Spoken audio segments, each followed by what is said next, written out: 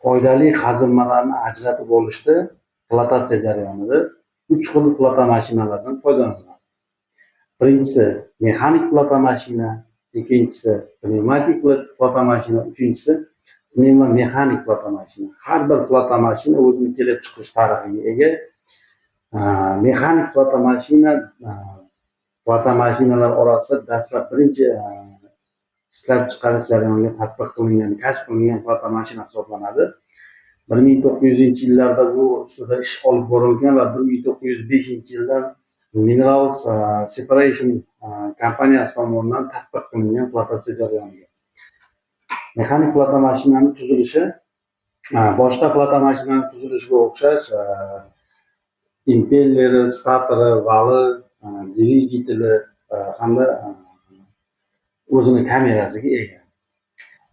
Tushunmaganlar uchun mana shu kamerada foydali qazilma, ya'ni yanchish jarayonidan chiqqan mahsulot mana shu mashinaga quyiladi va impellerning aylanishi natijasida bu pulpa aralashib qo'shilgan kimyoviy reagentlar natijasida foydali komponent yuqoriga qarab ajralib chiqadi. Mexanik flota mashina foydali qazilmalarni flotatsiya usulida boyitish uchun ishlatadigan qurilma. Aytib o'tib ketdik.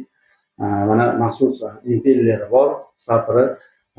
Mana shu vazifasi aralashtirib berish, aralashtirib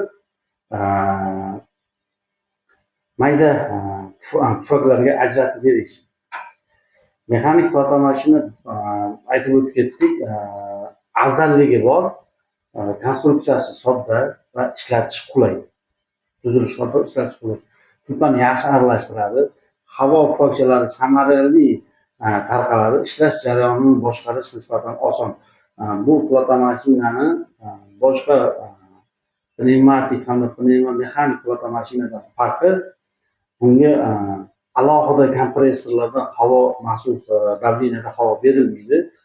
Mana bu validan maxsus truba orqali o'ziga yetarli havoni impelleri so'rib oladi.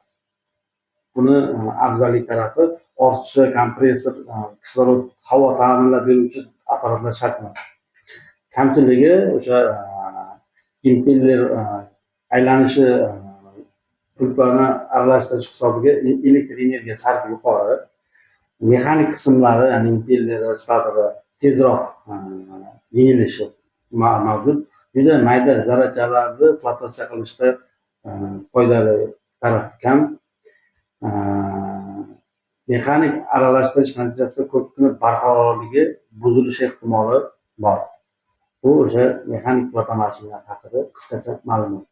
Ya'ni yanchish jarayonidan kelgan pulpa, foydali komponentdan tashkil topgan pulpa o'sha mexanik aralashtirgich yordamida aralashtirib, reagentlar qo'shilishi natijasida foydali komponent ajratib oladi.